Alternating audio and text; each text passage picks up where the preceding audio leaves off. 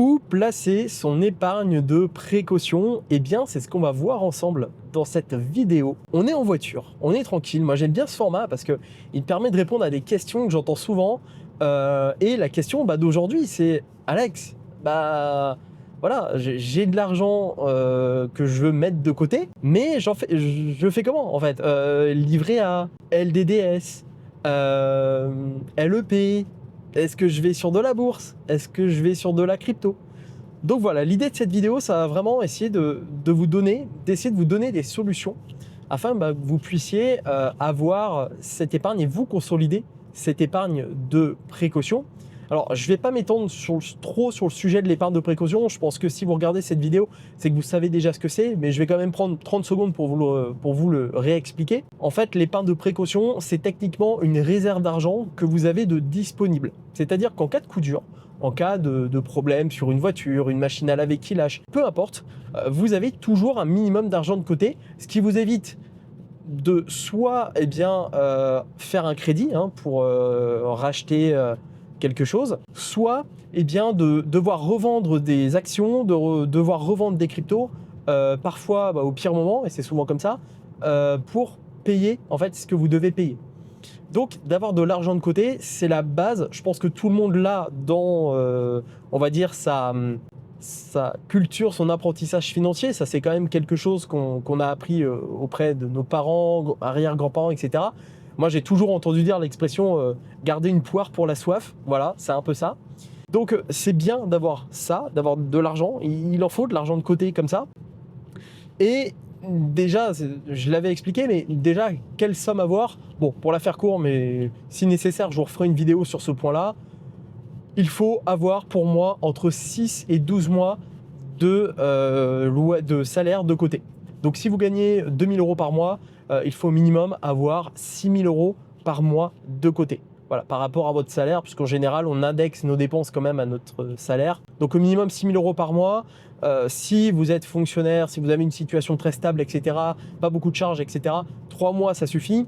Si vous êtes salarié, que dans la boîte, ça se passe pas hyper bien, mais que voilà, enfin, vous savez pas trop, à ce moment-là, 6 mois d'avance, c'est bien, donc ça poussera à 12 000 si vous gagnez toujours 2 000 € par mois. Et si vous êtes freelance, que vous êtes entrepreneur, que vous avez une certaine notion du risque, ou que dans votre travail, ça se passe pas bien du tout, que vous vous dites, je vais peut-être partir et tout, c'est bien d'avoir 12 mois d'avance, donc là, de pousser à 24 000. Voilà, ça peut être une somme importante, mais au moins avec ça, vous êtes tranquille. Donc ça déjà c'est la base de se constituer cette épargne de sécurité, ce fonds de sécurité, ce matelas de sécurité. Et après la somme, quel support investir cet argent? En fait, pour un fonds de sécurité, il faut quand même que ce soit liquide et accessible. Donc là on va oublier quand même des placements en crypto, parce que l'inconvénient c'est que si vous faites une plus-value dessus, alors on peut aller sur des stablecoins, ok, en crypto, mais ça nécessite de reconvertir sa crypto. Si on se prend une plus-value, si votre fonds de sécurité par exemple c'est du BTC, s'il y a une plus-value, vous allez devoir la payer en repassant en euros, donc c'est pas forcément cool. Si vous avez une moins-value, vous allez perdre de l'argent, donc il n'y a pas ou peu d'intérêt en fait d'avoir son fonds de sécurité en crypto. L'investir en bourse, effectivement, oui, ça serait possible d'acheter des actions, mais ça engagerait pareil de devoir couper ses positions pour récupérer de l'argent, donc il n'y a pas d'intérêt non plus à faire ça. Donc en fait, le plus simple, le plus évident, c'est justement nos bons vieux livrets en fait réglementés. Donc à savoir, on a le livret A, le livret de développement durable et solidaire, le LDDS, et il y a le LEP. Voilà, alors les deux premiers, le livret A, c'est donc le livret apparemment préféré des Français. Bon, ok, très bien. En fait, je pense que c'est le préféré des Français parce que c'est le plus connu, on va dire, mais c'est pas du tout le meilleur, clairement. À côté de ça, il y a le livret, donc le LDDS, qui est disponible. Donc en fait, ces deux livrets-là, ce qui va concrètement changer, je ne vais pas m'étendre trop dessus, c'est le montant maximum que vous pouvez mettre dessus. Sur le livret A, je crois de mémoire, c'est 22 950 € maximum de plafond. Et le livret de développement durable et solidaire, le LDDS, on est à 12 000 €, si je ne dis pas de bêtises. Voilà, je peux me tromper, Je suis pas, comment dire, je suis pas banquier, je connais pas les produits réglementés par cœur, voilà. Donc ça, ces 2 livrets, vous pouvez les créer, c'est un limité par personne et vous pouvez mettre une somme maximum sur ces montants, sur ces livrets dessus. Voilà. Au niveau du rendement, je crois qu'au moment où je vous fais cette vidéo, on doit être à 1,70, donc 1,70% sur le livret A et sur le LDDS. Donc c'est pas énorme, clairement, c'est pas fou du tout, mais bon, c'est toujours ça. Et vaut mieux quand même toucher du 1,70 plutôt que ça reste sur votre compte courant et en fait que vous fassiez 100% bouffé par l'inflation. Donc au moins, ça a le mérite d'exister, on va dire. Et vous pouvez retirer l'argent directement. Voilà. Donc vous déposez, vous faites un déposit, vous faites un retrait, c'est instantané, vous avez votre argent tout de suite. Donc en termes de liquidité, vraiment, il n'y a pas de souci avec ça, vous pouvez vraiment en bénéficier rapidement. Et il y a un 3e livret qui est aussi accessible, mais pas pour tout le monde. C'est le LEP, donc le livret d'épargne populaire. Pour en bénéficier, je crois qu'il faut faut gagner pour une personne seule moins de 20 000 euros par an. Donc c'est pas pour tout le monde. Voilà, c'est limité qu'à des personnes qui n'ont pas beaucoup de revenus. Et le montant de ce livret maximum, c'est 10 000 euros, je crois de mémoire. Et en termes de rendement, on doit être à 2,3%, je crois, au moment où je vous fais cette vidéo. Donc c'est au-dessus des autres livrets réglementés, le livret A et le LDDS. Voilà. Donc globalement, vous avez le choix entre ces 3 livrets. Si vous n'avez pas beaucoup de revenus, à ce moment-là, en fait, le choix est assez simple. Allez en premier sur le LEP. Pourquoi? Parce que c'est celui qui va avoir le meilleur rendement. En fait, voilà, c'est simple. Quand on doit quand on doit choisir pour son épargne de sécurité, à ce moment-là, allez directement sur les livrets qui ont le meilleur rendement. Par contre, si vous n'êtes pas éligible au LEP, il n'y a pas de différence en fait entre le livret A et le LDDS. La seule différence, ça va être plus en fait pour vous en termes de vos choix et de vos convictions.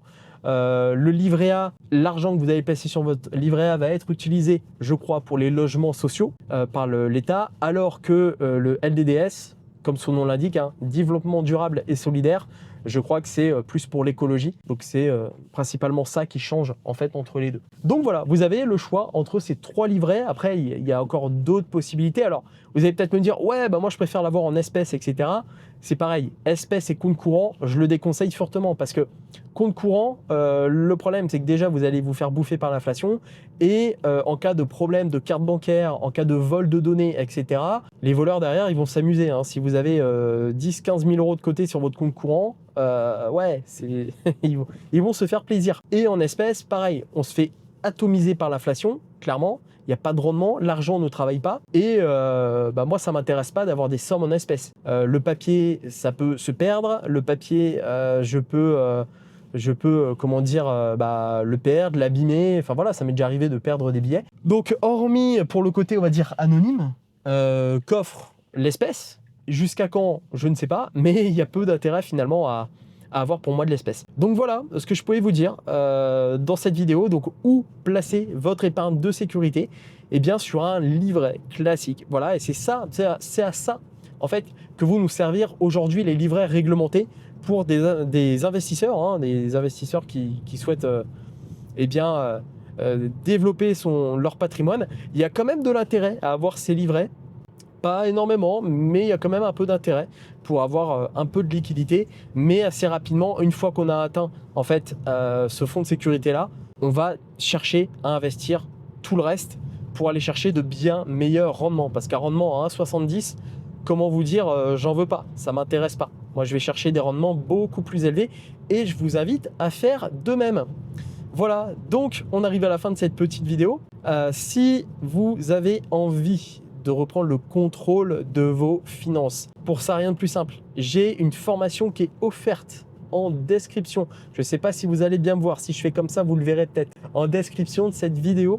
Voilà, j'ai une formation qui est totalement offerte qui va vous aider à reprendre le contrôle de vos finances. Et justement, on va aborder ces points-là de fonds de sécurité, de matelas de sécurité, etc. Donc vraiment, rejoignez cette formation offerte. Si cette vidéo vous a plu, mettez un pouce bleu pour aider au référencement. C'est hyper important, à vous abonner à cette chaîne YouTube et puis à me mettre un petit commentaire. Qu'est-ce que vous en pensez? Voilà, sur quel livret avez-vous investi? Je serais curieux de savoir, j'essaierai de répondre aux commentaires. Et puis, écoutez, moi, je continue ma route. Voilà, c'est bien sympa. Il fait un peu frais, mais, mais j'aime bien quand même cette période de l'année. Voilà. Allez, je vous laisse. Je vous souhaite une très bonne journée, soirée au moment où vous regardez cette vidéo. Bonne gestion de votre argent et surtout, à votre succès.